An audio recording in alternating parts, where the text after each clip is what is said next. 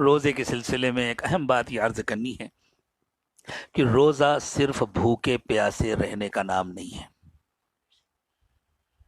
روزہ اللہ کی خاطر اپنی جسمانی ضرورتوں سے رکنے کا بھی نام ہے، اور روزے میں اللہ کی خاطر گناہوں سے رکنا بھی ضروری ہے.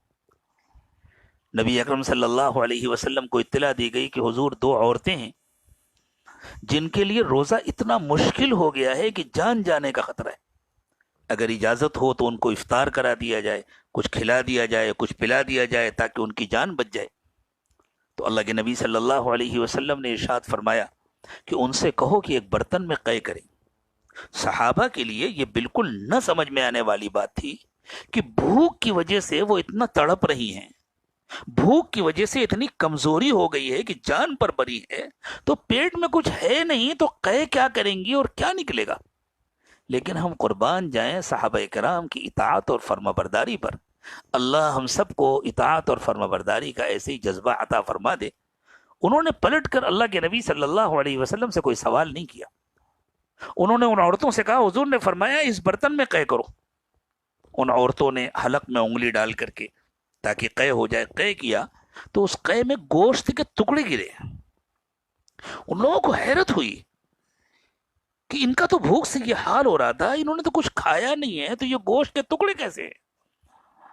اللہ کے نبی صلی اللہ علیہ وسلم نے ارشاد فرمایا کہ ان عورتوں نے حلال روزی سے تو روزہ رکھا تھا اور حرام روزی کھائی تھی. انہوں نے بیٹھ کر کے کسی کی غیبت کی تھی، جس کی غیبت کی ہے یہ اس کے گوشت کے ٹکڑے.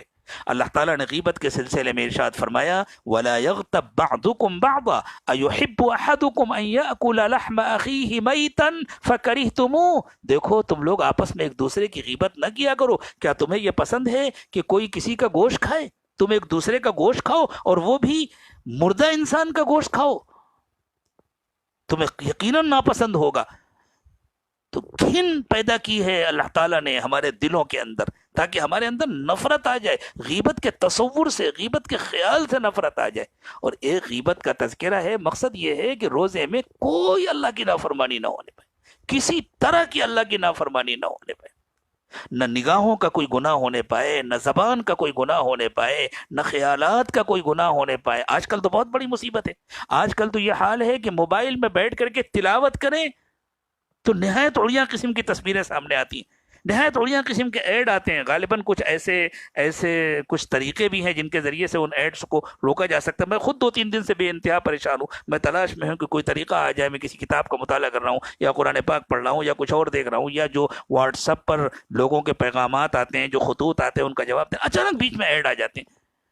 تو اس سے پورے طور پر حفاظت کرے. اور اگر کوئی جان بوجھ کر کے بیٹھ کر کے فیس بک میں اور یوٹیوب میں اور واٹس ایپ میں ایسے مناظر دیکھے گا جن کو دیکھنا اللہ تعالیٰ کو پسند نہیں ہے، تو پھر اس کا روزہ سوائے بھوکے پیاسے رہنے کے اور کچھ نہیں ہوگا.